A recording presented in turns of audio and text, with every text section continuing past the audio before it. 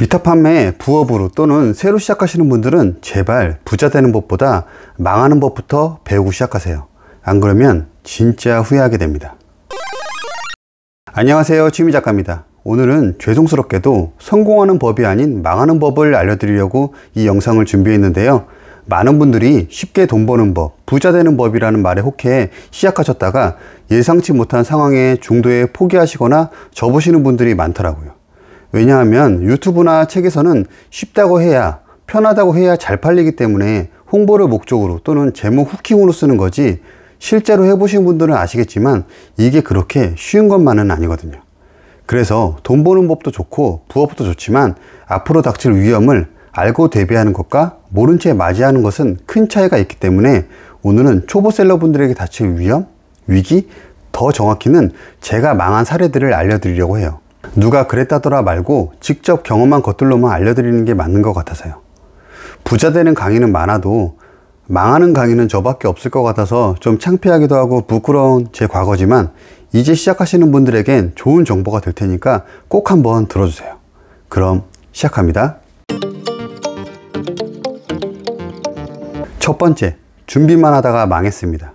처음에 위탁을 시작하기 전에 어느 카테고리에서 할지 어떤 상품을 하면 좋을지부터 상호명, 스토어명까지 고민만 계속하다가 타이밍을 놓친 적이 많았는데요. 이게 왜 중요하냐면 위탁의 경우 계절마다, 매월마다 팔리는 상품들이 저마다 다 다르기 때문에 한번 시즌을 놓치게 되면 내년까지 기다려야 되고, 그렇게 내년까지 기다린다고 해도 안심할 수 없는 게 올해 분석을 했어도 내년에 유행이 바뀌면 내가 준비한 것들은 팔지도 못하게 되니까 망하기 십상이죠. 지금 와서 생각해보면 참 쓸데없는 고민이었던 게 어떤 카테고리가 터질지 모르니 일단 다 팔아보면 되는 거였고, 그렇게 여러 상품들 중 터지는 것들이 있으면 그 카테고리로 집중하면 되는 거였는데 말이죠. 상호명도 마찬가지예요.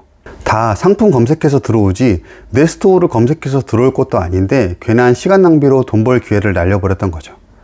지금도 어떤 분들은 키워드부터 광고 전략까지 진짜 열심히 공부하면서 저한테 요즘 시장이 안 좋다는데 시작해도 될까요? 하시는 분들이 계세요.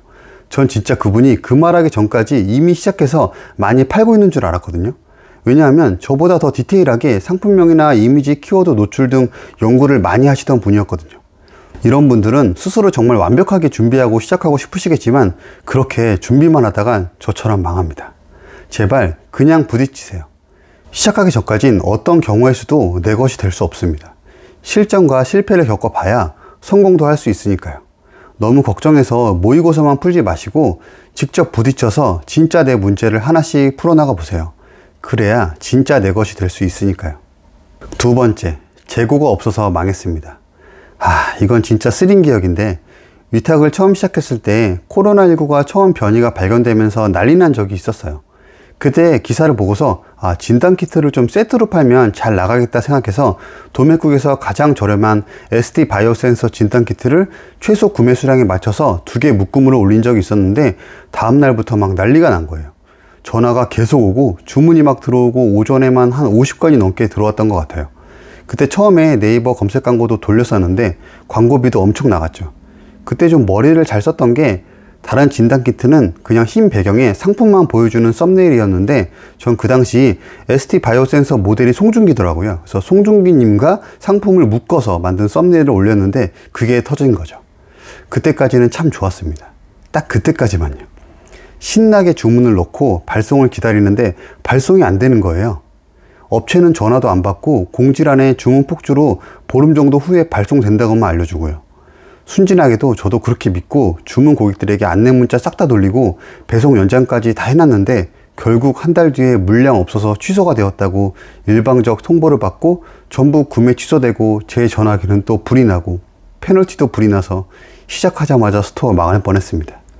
여러분들도 유행한다고 무조건 올리지 마시고 재고 파악을 철저히 하신 후에 아니면 진짜 수요가 예측된다 했을 땐 미리 사입하는 것도 방법이니까 철저히 대비해서 저 같은 피해가 없기를 바랍니다. 세 번째, 광고만 돌리다 망했습니다. 네이버 검색 광고만 해오다가 쿠팡의 판매가 좀 저조해져서 처음 쿠팡 광고를 돌렸는데 판매율이 좀 오르더라고요. 처음이라 수동 말고 자동으로 돌려봤는데 일 예산을 처음엔 10,000원으로 쓰다가 매출이 오르면서 나중에 30,000원으로 올려서 돌렸죠. 결과는 하루에 한두 개 나갔던 게 10개 이상 나갔고 나중엔 20개 정도로 꾸준히 팔리더라고요. 그때는 몰랐습니다. 광고비의 무서움을. 이게 잘 아셔야 하는 게 네이버 검색 광고와 쿠팡 광고가 많은 부분이 다르긴 하지만 제일 다른 것 중 하나가 결제 방식이에요. 쉽게 말해 네이버는 선불이고 쿠팡은 후불이죠. 여기서 더 위험한 건 불규칙성 후불이라는 거예요. 네이버의 경우 내가 예산을 미리 충전해 놓고 딱 그만큼만 쓸 수 있지만 쿠팡은 그게 안 돼요. 먼저 광고를 쓰고 하루 단위로 계산이 돼서 나중에 정산받을 때 차감하는 방식이죠. 근데 왜 불규칙성이라고 하냐고요?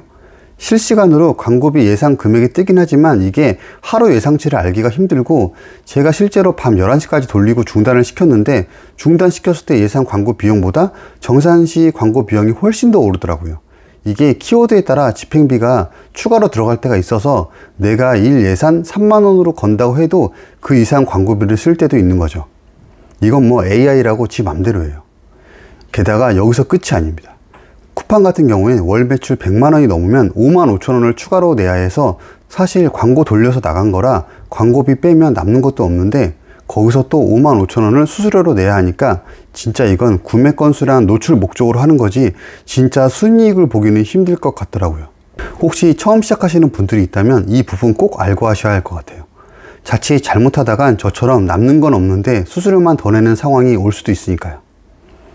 오늘은 이렇게 망하는 이유에 대해서 알려드려 봤는데요.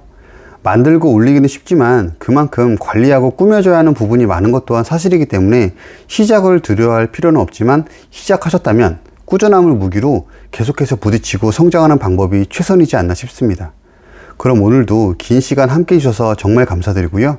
이 채널은 노협찬, 노광고로 어떠한 유료 강의, 1:1 컨설팅도 없습니다. 오직 여러분의 구독, 좋아요, 알림 설정만이 이 채널을 운영하는 가장 큰 힘이 됩니다. 모든 영상은 무료이며 위탁 초보셀러부터 포토샵 강의까지 더 궁금하신 내용은 언제든 댓글 남겨주시면 모두 답변 드리겠습니다. 부자에 밀리고 성공에 쫓기며 오늘 하루도 열심히 달린 여러분 모두 꼭 잘 될 겁니다. 그럼 내일도 힘내세요. 안녕.